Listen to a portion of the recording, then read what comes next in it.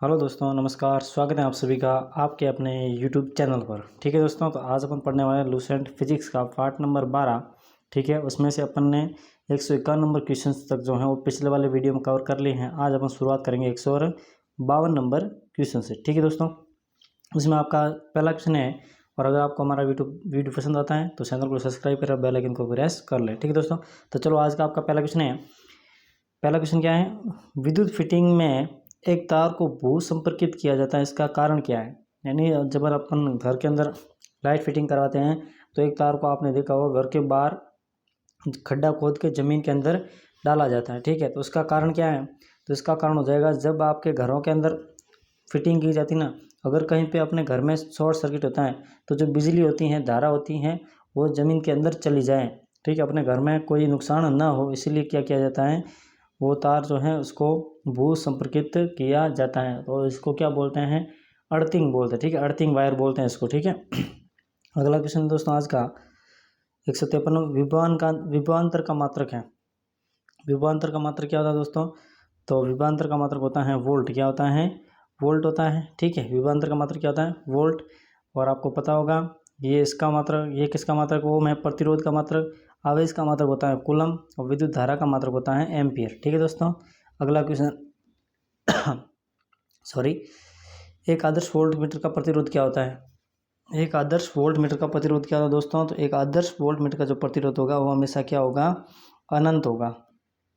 एक आदर्श volt meter का प्रतिरोध हमेशा क्या होता है?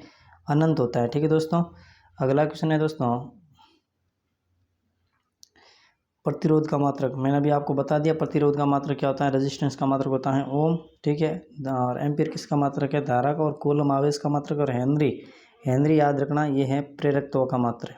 ठीक है, प्रेरकत्व का मात्रक है हेनरी। ठीक है, और ये हेनरी नाम किस पे लगा रखा गया है? प्रेरकत्व की जो खोज करने वाले थे जोसेफ हेनरी, उनका नाम था जोसेफ हेनरी, उनके नाम ही पर रखा गया है हेनरी। ठीक है, अगला क्वेश्चन है दोस्तों,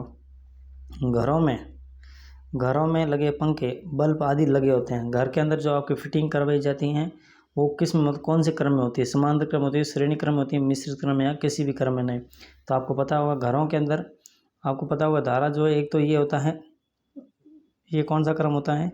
ये होता है श्रेणी क्रम। ठीक है दोस्तों, ये कौन सा क्रम होता है? श्रेणी क्रम। 2 सेकंड ना, मैं तुम्हें आपको थोड़ा एक्सप्लेन कर देता हूँ।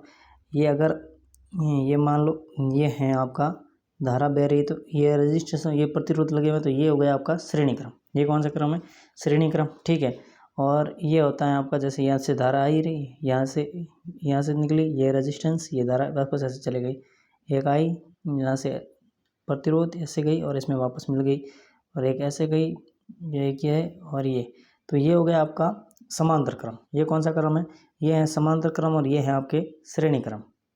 ठीक है, अगर आपके घरों के अंदर पंखे बल्ब अगर इस क्रम में लगाए जाते हैं, मान लो इस श्रेणी क्रम में लगाए जाते हैं, और किसी कारणवश मान लो ये वाला खराब हो गया, तब आपके आगे का जो बल्ब या पंखा कोई भी आपका अगर आगे ऊपर लगा हुआ तो वो नहीं चलेगा। ठीक है, समझे मेरी बात?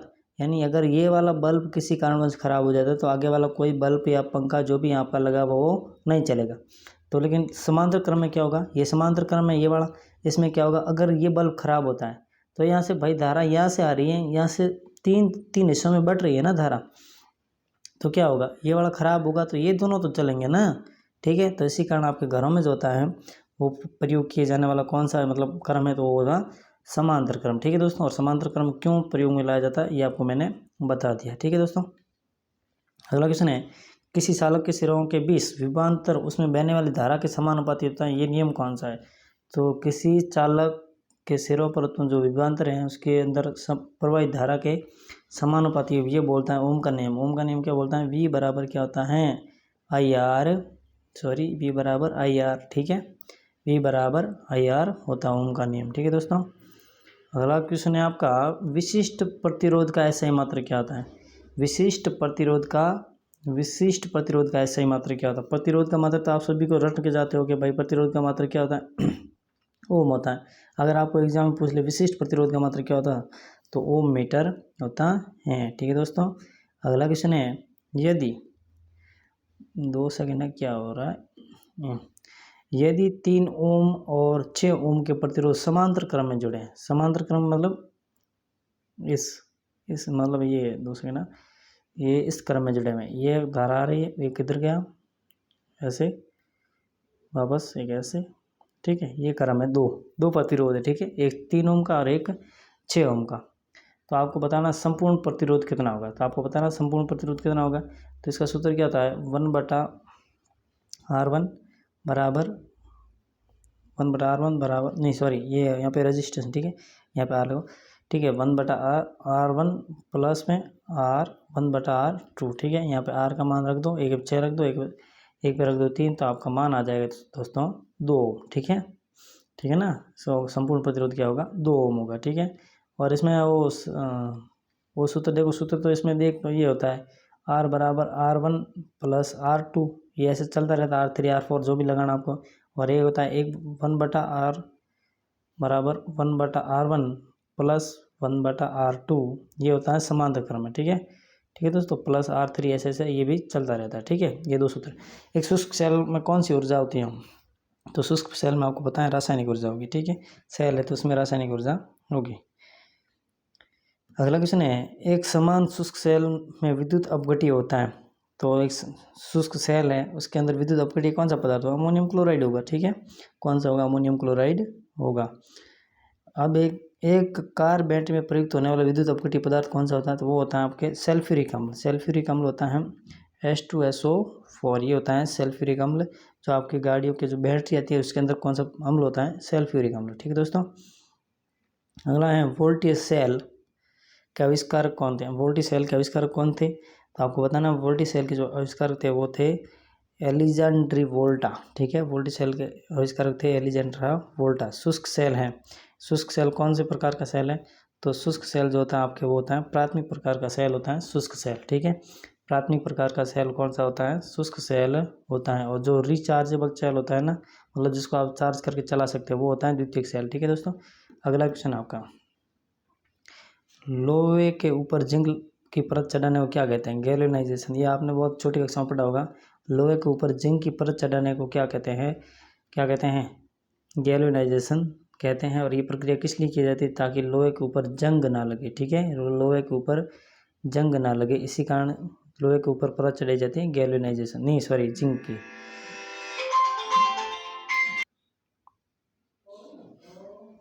विद्युत अपघटन संबंधित नियम किसने प्रतिपादित किया था, यानी विद्युत अपघटन का नियम किसने दिया था, तो वो दिया था आपके फैराडे भाई साहब ने, ठीक है। कौन से भाई साहब ने दिया था, फैराडे भाई साहब ने। अगला क्वेश्चन है, विद्युत फ्यूज में इस्तेमाल किए जाने वाले मिश्र धातु कौन कौन से होते हैं, यानी विद्युत के फ्यूज के अंदर कौन से धातु के तार बनाए जाते हैं, कौन से धातु का जो वायर होता है वो कौन सा प्रयोग किया जाता है। तो आपको पता है कि उसमें मतलब एक तो प्रतिरोध जो होना चाहिए वो कम होना चाहिए, ठीक है। और एक क्या होना चाहिए, उसका गलनांक बहुत ही तेज होना चाहिए, ताकि जो अगर कहीं शॉर्ट सर्किट हो रहा है तो फ्यूज फट से गलकर अलग हो जाए, ठीक है। तो इसमें मतलब सर्किट को तोड़ दे, तो इसका ऑप्शन कौन सा नीचे, पहला ऑप्शन है उच्च विशिष्ट, ये तो गलत हो जाएगा। निम्न विशिष्ट प्रतिरोध है, उच्च गलनांक नहीं, गलत हो जाएगा। निम्न विशिष्ट प्रतिरोध है, निम्न गलनांक, तीसरा ऑप्शन बिल्कुल सही है, निम्न विशिष्ट प्रतिरोध और निम्न गलनांक होना चाहिए जो आपके फ्यूज के अंदर जो तार प्रयोग किया, मतलब तार प्रयोग कर रहे हैं उसका, ठीक है। और यह क्वेश्चन कहाँ पूछा गया है, NDA 2011-13 में। अगला क्वेश्चन है दोस्तों, आमतौर पर सुरक्षा फ्यूज लगाने के लिए प्रयोग होने वाले तार किस पदार्थ के बनाए जाते हैं, तो वो होता है शीशा और टिन, ठीक है। इसमें मतलब दोनों ऑप्शन तो हो जाएगा, सी ऑप्शन से, डी ऑप्शन सही हो जाएगा। टिन और शीशे के मिश्र धातु होता है जिसका प्रयोग किया जाता है आपके जो फ्यूज के तार होते हैं वो बनाने के लिए। बिजली का बल्ब फिलामेंट किस तत्व, मतलब जो लट्टू होता है ना, आपका बल्ब होता है ना घर पे, उसका जो फिलामेंट होता है अंदर लगा होता है ना, फिलामेंट ऐसे, ठीक है, ये कौन से धातु का बना होता है ये बताना, तो वो होता है टंगस्टन धातु का। कौन से धातु का बना होता है, टंगस्टन धातु का बना होता है, ठीक है दोस्तों। अगला क्वेश्चन है, विद्युत हीटर में एलिमेंट, यानी विद्युत हीटर का जो वायर होता है ना वो ऐसे स्प्रिंग, वो कौन सी धातु की बनी होती है ये बताना आपको। तो विद्युत हीटर के अंदर जो स्प्रिंग बनी होती है ना, गोल गोल वाले जो गर्म होती हैं मतलब धारा से, ठीक है, तो वो हो जाएगी नाइक्रोम की बनी होती है विद्युत स्प्रिंग। ये भी बहुत इंपॉर्टेंट क्वेश्चन है, और जो पहले करवाए वो दोनों बहुत इंपॉर्टेंट क्वेश्चन है, ठीक है। विद्युत ये मतलब हीटर में जो वायर होता है वो होता है नाइक्रोम का बना होता है, और जो फिलामेंट होता है वो होता है टंगस्टन धातु का, ठीक है। यदि लिखा हुआ है, यदि 100 वाट वाले 10 बल्ब प्रतिदिन 1 घंटा जलते हैं तो प्रतिदिन विद्युत ऊर्जा का उपयोग का मान होगा, तो इसमें सीधी सीधी बात है कितना हो जाएगा, 1 यूनिट हो जाएगा। ठीक है दोस्तों, अगला क्वेश्चन, तड़ित चालक का आविष्कार किसने किया था? तड़ित चालक बोलते हैं जो आकाशीय बिजली होती है ना, उसको बोलते हैं तड़ित चालक। तो इसका आविष्कार किसने किया था ये आपको बताना। तो इसका हो जाएगा बेंजामिन फ्रैंकलिन ने इसका आविष्कार किया था। ठीक है दोस्तों, अगला क्वेश्चन है आपका, निम्न में से कौन विद्युत अनुचुंबकीय है? यानी 4 ऑप्शन दिए गए, इनमें बताना आपको जो विद्युत अनुचुंबकीय है। तो अनुचुंबकीय कौन सा है इसमें? देखो, निकिल नहीं होगा, कोबाल्ट नहीं होगा, क्रोमियम इसका बिल्कुल राइट आंसर हो जाएगा। ठीक है, अगला क्वेश्चन है, निम्न में से प्रतिचुंबकीय, अब पहले बताया था अनुचुंबकीय, बताना प्रतिचुंबकीय। लोहा नहीं होगा, तो निकिल, ये निकित नहीं है, निकिल है। ठीक है, यहाँ ध्यान रखना। ठीक है, निकिल है, निकिल। ठीक है, निकित नहीं, निकिल ये सही है, ये सही है, तो ये हो जाएगा बिस्मिथ। ठीक है, इसका आंसर हो जाएगा बिस्मिथ जो है वो प्रतिचुंबकीय नहीं है। ठीक है, अगला क्वेश्चन है, विद्युत धारा का चुंबकीय प्रभाव सर्वप्रथम अवलोकित किया। यानी विद्युत धारा का जो चुंबकीय प्रभाव है सबसे पहले किसने इसको खोज किया, किसने देखा था? तो ये था इसका ओरस्टेड द्वारा जो है इस जो है विद्युत धारा का चुंबकीय प्रभाव अवलोकित या उसका अवलोकन या वर्णन किया गया। ठीक है दोस्तों, अगला क्वेश्चन है इसका विद्युतीय चुंबकीय प्रेरण के नियम का उपयोग निम्न में से किसको बढ़ाने के लिए किया जाता है? मतलब विद्युत चुंबकीय प्रेरण के नियम का उपयोग निम्न में से किसको बनाने में किया जाता है? ठीक है, तो इसका आपका राइट आंसर हो जाएगा दोस्तों जनित्र। ठीक है, इसका प्रयोग जो है विद्युत चुंबकीय प्रेरण का प्रयोग आपको पता है जनित्र बनाने के लिए किया जाता है। और जनित्र क्या करता है? विद्युत उत्पादित करता है। ठीक है दोस्तों, अगला क्वेश्चन है आपका, और अगर आपको हमारा दोस्तों ये प्रयास पसंद आ रहा है तो वीडियो को लाइक और शेयर करना बिल्कुल ना भूलें। ठीक है दोस्तों, अगला क्वेश्चन है, विद्युत मोटर निम्न में सिद्धांत, विद्युत मोटर किसके सिद्धांत के ऊपर कार्य करती हैं? तो विद्युत मोटर आपको पता है फैराडे के नियम पर कार्य करती है। और ओम का नियम मैंने आपको बता दिया, V = IR होता है। ठीक है, अगला क्वेश्चन है दोस्तों, और लेंस का नियम कौन सा है? लेंस का नियम वो है ऊर्जा संरक्षण वाला। ठीक है, ऊर्जा संरक्षण का नियम है वो ये लेंस का नियम। अगला क्वेश्चन है, ट्रांसफार्मर क्या करता है? ट्रांसफार्मर क्या करता है? ट्रांसफार्मर आपके घरों के अंदर जो AC विद्युत आता है, मतलब AC धारा आती है, उसको बढ़ाने या घटाने का काम करता है। ठीक है, तो B ऑप्शन बिल्कुल राइट हो जाएगा। यानी ट्रांसफार्मर क्या करता है? बड़े बड़े ट्रांसफार्मर जो डीसी होती है वो क्या करता है? वोल्टता को घटाता है या बढ़ाता है? दोनों में से एक कार्य करता है। ठीक है, दोनों कार्य करता है, सॉरी। ठीक है, लेंज का नियम मैंने अभी बता दिया। ऊर्जा संरक्षण के जो नियम है वही है लेंज का नियम। निम्नलिखित में से किसके लिए आवश्यक है? तो ऊर्जा संरक्षण के लिए आवश्यक है।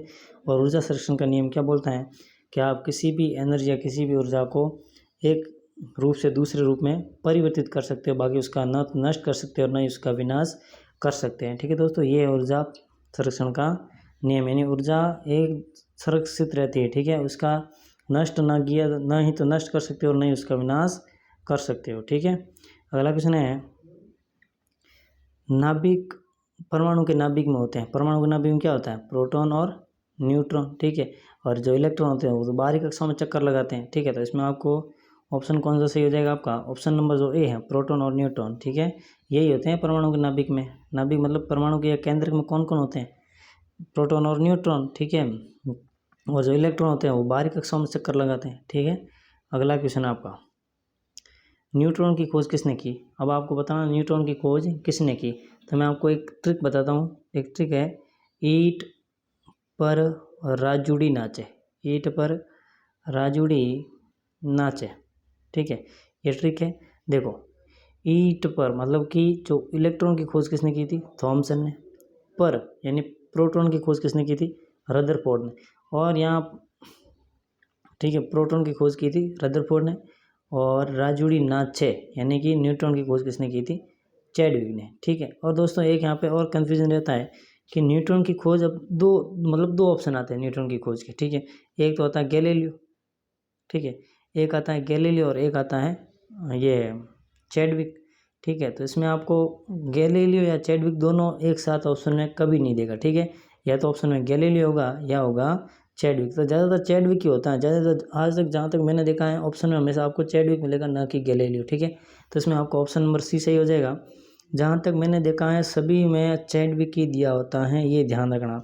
और आप देख सकते हो ये क्वेश्चन कितनी बार पूछा गया, 1995 में, 1996 में और 2003 में पूछा गया ये क्वेश्चन। ठीक है, और ये आगे बहुत एग्जामों में आया, लेकिन ये सिर्फ लुसेंट बुक में इतना ही दिया हुआ था जो मैंने यहाँ पे लिखा है। ठीक है, बाकी ये और भी एग्जाम में बहुत बार क्वेश्चन पूछा गया है, न्यूट्रॉन की खोज किसने की थी, ठीक है। और मैंने आपको बता दिया, तीनों बता दिए, यानी जो इलेक्ट्रॉन की खोज की थी थॉमसन ने की थी, और प्रोटॉन की खोज रदरफोर्ड ने की थी, और जो न्यूट्रॉन की खोज वो चैडविक ने की थी, ठीक है दोस्तों। परमाणु क्रमांक किसे कहते हैं? परमाणु क्रमांक वास्तव में क्या होता है? Atomic number. तो परमाणु क्रमांक क्या होता है? किसी भी इलेक्ट्रॉन के नाभिक में उपस्थित प्रोटॉन की संख्या, प्रोटॉन की संख्या को क्या कहते हैं? परमाणु क्रमांक कहते हैं। तो इसमें ऑप्शन नंबर कौन सा हो जाएगा? ऑप्शन नंबर इसमें हो जाएगा आपके, पहला तो नहीं होगा, बी ऑप्शन बिल्कुल राइट जाएगा। नाभिक में उपस्थित प्रोटॉनों की संख्या को क्या कहते हैं? परमाणु क्रमांक कहते हैं, ठीक है दोस्तों। तो ये थे आज के कुछ इम्पोर्टेंट और महत्वपूर्ण क्वेश्चंस जो अपन ने लुसेंट से उठाए हैं, और आगे मैं आपको ये लुसेंट की बुक कंप्लीट कराने वाला हूँ, जिसमें आपको फिजिक्स, केमिस्ट्री और बायोलॉजी, ठीक है, फिजिक्स, केमिस्ट्री और बायोलॉजी, और साथ में अगर कुछ कंप्यूटर के क्वेश्चंस बनते हैं, इंपॉर्टेंट क्वेश्चन है इसमें दिए हुए, तो वो भी मैं आपको कराने की कोशिश करूँगा। और बायोलॉजी के जितने भी या फिजिक्स, साइंस के जितने भी आप एग्ज़ाम हैं, अगर आप एग्ज़ाम दे रहे हो, साइंस आती है आपके एग्ज़ाम में, तो ये चैनल आपके लिए बहुत ही ज़रूरी और बहुत ही हेल्पफुल होने वाला है, ठीक है दोस्तों।